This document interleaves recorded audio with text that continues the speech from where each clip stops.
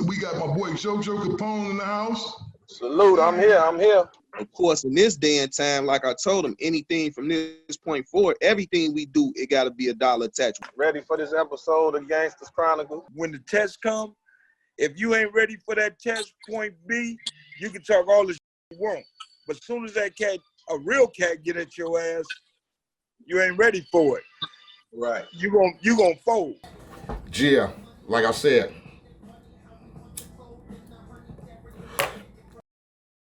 Extra Chronicles extras with your nigga Eiht right here. Just trying to give y'all a little taste, you know what I'm saying? Get into some of the shit that's been going on lately. Once again, the brand new album is out. Lessons, go peep that out. The Gangster Chronicles, we cracking right now. Y'all go peep that out. So, okay, let's get into it. So, about a week ago, maybe about 2 weeks ago, so there was a little comment made by Faison about Dave East's authenticity as representing the Harlem Crips in over there in New York or whatever. And I did a song with Dave on my new album Lessons, and him and the Chill. Faison had a couple of comments about it. Dave ain't authentic, so why the fuck a nigga like Eiht giving him that pass or whatever? First of all, Dave is my nigga. Second of all, he an artist. So to question a man's motherfucking, neighborhood affiliation is kind of offline to me when you a motherfucker in the field of entertainment and shit, and you not about that life. Now, I don't know what Faison claimed. He claimed, he from Emerald Hill Bloods. I don't have no problem with the Blood homies, the Pyrus. I know a lot of homies, Bloods and Pyrus, I fuck with. Shout out to my nigga Mitchie. Shout out to Gang. Shout out my nigga Wack. Shout out to motherfucking Quick. Second to None. A lot of niggas I've dealt with on a just a cool tip. So no disrespect to the Bloods or the Pyrus. He said some shit that I didn't think was authentic. We addressed it. It was supposed to went on. My nigga Chill had a few words, whatever. So I get up a couple of days ago, and it's some post about Faison put up saying that basically he heard through the grapevine that a nigga still been talking about the Dave E shit, which the situation was done. My nigga Faison hit me up in my DM, slid me his number, said he had respect, he was banging Honcho, music to drive by with shit. So I thought the shit was over. Apparently, he heard through the grapevine, not from me, but he heard through the grapevine that Eiht was still talking. So he decided to address a situation about my people's Nate Hill and a project I had did back in 95. So let me take you back a little bit. Back in the 95, 96, 94 era, after the success of Menace to Society, I got offered a starring role in a movie called Reasons. Now, you ain't never heard about Reasons because Reasons never came out, but it starred myself, rest in peace Bernie Mac, Lisa Ray was in it. It was directed by Monty Ross, one of Spike Lee's peoples. So it was a legit project. I was in Chicago maybe 4 months. They was cool peoples. I met them. I don't know how, but the hookup was done by my attorney at the time. Shit. They came to LA, said, they wanted me to be in a movie, all that. So it was business. It wasn't no work. Let me tell you, the first thing, I didn't know what the fuck, my nigga Nate was into, whatever. That's here or there. But on some business shit, me getting my bread in the music field and acting and all that, hell yeah. Niggas offered me $100,000. So flew to New York, did the movie, everything was cool. Right after we got through filming, the movie gets seized by the feds. Now, quote, right a couple of months before, like I said, my attorney introduced me to my peoples from Chi-Town. Everything was good. Anybody know me? My relationship with Chi-Town is very extensive. It was like a second home to me around then. You know, I was in Chicago maybe every other fucking weekend doing concerts for Shorty G and the GDs, and Larry Hoover used to call my crib. Everything was straight with the Chi-Town people. My Chi-Town people, all love, every day. So, my attorney, you know, knowing what my peoples was into, my attorney, you know, got to rub his shoulders with the niggas real good. You get me? Like, he was in. You get me? So, some shit happened where shit hit the fan, and everybody finna get served grand jury federal subpoenas. So, my attorney warned me what was finna go down and indicated that they knew about the payment and that when they got ready to subpoena me to come to the grand jury, I better speak up on getting paid for the movie because they already knew I had the bread. So I get subpoenaed. You know, I had to get my own attorney because fucking with my man was conflict of interest. So I get my own attorney. My own attorney too. He, you know, when he's got the paperwork, whatever, they knew about the $100,000. So basically that's what they asked me. Now, niggas talking about I got on the stand and testified. Never walked into a courtroom. Never got in the little box, you know, people, whatever. Never got that. I was subpoenaed for a grand jury, but I never saw a courtroom. They asked me,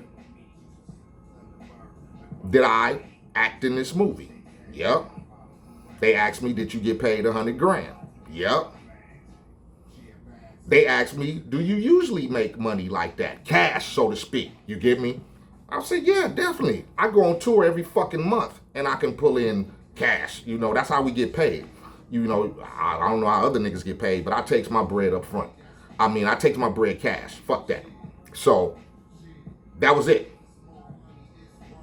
No tales from the hood, so to speak. No whatever. So in this transition, niggas is trying to say that that's snitching because I should have took another route. Again, federal grand jury subpoena. I'm MC8, movies, records, you know. Fuck the gang shit because what I represent as that got nothing to do with a motherfucker when they know you got $100,000 in your pocket and you got a federal subpoena. So they didn't ask me shit else. There was nothing to tell. You can't really tell on motherfuckers when you don't know shit, you know. So I got my man Faison and then my man, some cat Jo Jo Capone out of Chi-Town who has this book or whatever they trying to do, whatever. But that's where all the shit stemmed from. No federal paperwork, no federal court shit, no paperwork, no, if people know my name, no quote said anything that was involved with the case that they were trying. They asked me, did I get paid for doing a movie? Yep, that was it. So let's move on. So my man Steele hits me up, you know, get on the Gangster Chronicles podcast, you know, worked it out. So I'm new host of the Gangster Chronicles podcast. Shout out to my man Steele. Shout out to my man James, my man Brian behind the camera. Start getting a lot of hate because, you know, people used to seeing who they see on the Gangster Chronicles, you know, Reggie, whatever, the other cat, you know. So it's been a lot of animosity that the show is going in a different transition. We got picked up by Black Effect. Shout out Charlemagne. Shout out Eiht. So again, let me remind you that this so-called snitch shit is stemming from 1995. My man Nate wasn't no punk. Like Escobar status. So I'm still around here. Like, I've never heard of anything, no bullshit, whatever. So let's get back to the podcast. We get picked up. My man Jo Jo Capone hits my man Steele about 2-3 weeks ago because, you know, they, whatever, and they had a discussion about, you know, Gangsta Chronicles, and it was mentioned that, you know, I'm on the show, and it probably wouldn't, you know, I don't know if my man was trying to get on the show as a host or he was trying to get the connection or whatever. But when that happened, my man hits my man hits Steele back up on some, you know, check this out, your man a snitch, he told whoop-de-whoop. Trying to put it in the perspective as if a nigga was like wearing a wiretap or some shit and bought like kilos from somebody and fucking set him up. How? I ain't know, nigga ain't know shit about what my nigga was doing. You get me? I was there to do a movie, period. But that's the jacket they trying to put out there, is that, you know, a nigga shouldn't have said that I got the 100 grand to do the movie. I'm a businessman. That's what I got paid for. I didn't get paid for nothing else. I got paid to do a movie. Just like today, a nigga paid me to do a verse or whatever. So, and then what's crazy about it is this so-called telling never mentioned a Nathan Hill name or whatever. Never mentioned it. So, that's the jacket they putting out there. Come to find out, you know, I don't know none of these cats. I don't know Faison from a Can of Paint. I don't know Jo Jo Capone. So, why nigga try to discredit a nigga on some snitch shit and talk all that crazy shit? To me, what is it, for clout? You know, for not being able to fuck with the podcast show? You know, we're picked up over here now, whatever. But the funny shit is you have a lot of beefs with motherfuckers that you don't even recognize. You get me? And you get a lot of that when you in that motherfucking limelight sometime. And anybody who know me know, I'm the last nigga who want to be in the motherfucking limelight. I'm the motherfucking back shadow nigga. You get me? I'm not the limelight nigga. So, for a nigga to try to do that shit is funny. Not that, you know, whatever, because real niggas who know me know what it is. Real niggas who know I fuck with, been to Chi-Town, niggas in the hood, whatever. Niggas know, like, that's one thing you can't say about Eiht. Eiht ain't never told on a nigga for shit. For what? Nigga, whatever you do is your business. Nigga, that's it. As long as I get my paper, I'm good. So, I'm just here to clarify up this misconception of Eiht being a snitch, like I told on a nigga had work and pointed a nigga finger out, and yeah, you see the nigga in the courtroom and that's him and blah blah. Hell fucking no. So I don't do no snitching. My snitching, fucking, I want to say my snitching statement or status from where I come from is when niggas do dirt together and the other nigga rat on the other nigga. You know, me and you went to go dump on the enemy. We get pulled over. They find the strap. They take me to the back room and I say, yeah, he pulled the trigger. He dumped 5 times. We went this way, and this way. Or, yeah, we got to work together and nigga, we got busted and this who sold us the work. You get me? I don't know what the snitching jacket is by saying a nigga paid me to act in a movie. And never named that nigga who really, you know, so, man, you know, you find that shit nowadays. Like I said, it's a lot of motherfuckers out here that just want to discredit you, and I don't understand what the story is, but that's what it is.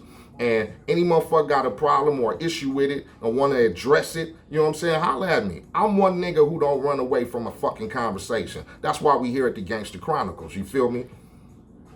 But you gonna give me my motherfucking chance to rebut your story.